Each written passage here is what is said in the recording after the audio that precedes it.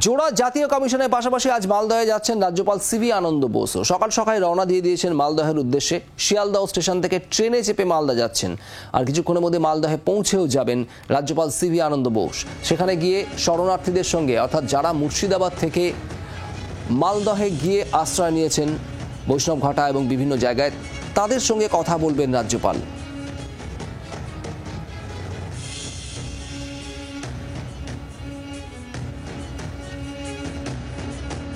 What has happened there is something which should never have happened.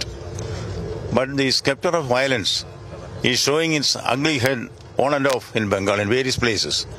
You know, we have to coffin the cult of violence and drive the last nail on the coffin.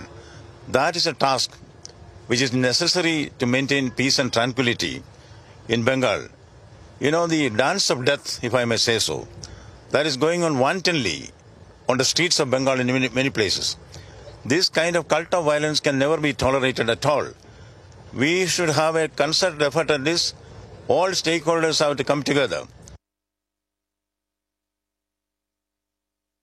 গতকাল থেকেই DM SP গিয়ে miking করানো হচ্ছে। অধিবাসীদের মানে ক্যাম্পের অধিবাসী যারা, তাদেরকে সরিয়ে নিয়ে গিয়ে বলা হচ্ছে তোমরা ফিরে যাও নিজের জায়গায়। তারা বলছেন আমরা ফিরে যাব, বাড়িটা কোথায়? বাড়িটা তো দিন, নাহলে ফিরবো কোথায়?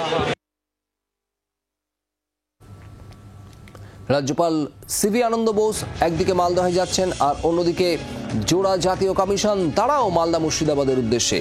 জাতীয় মহিলা কমিশন, জাতীয় মানবাধিকার কমিশন।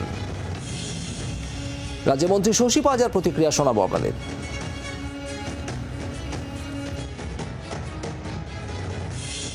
রাজ্যপাল যখন বাজেট ভাষণ পড়েন কিংবা ভাষণ পড়েন, তখন বলে মাই গভর্নমেন্টের কথা তিনি বলেন। সেই মাই গভর্নমেন্টের যিনি মুখ্যমন্ত্রী, তিনি অনুরোধ করেছেন না যাওয়ার জন্য, এবং রিপোর্ট ইত্যাদি তলব করতেই পারেন। সমস্ত রিপোর্ট তিনি দেবেন জমা।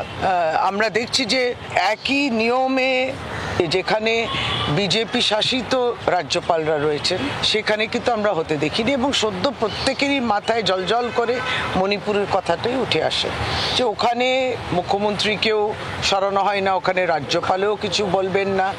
এইগুলো উত্তরপ্রদেশেও তাই, বিভিন্ন বিজেপি শাসিত রাজ্যে।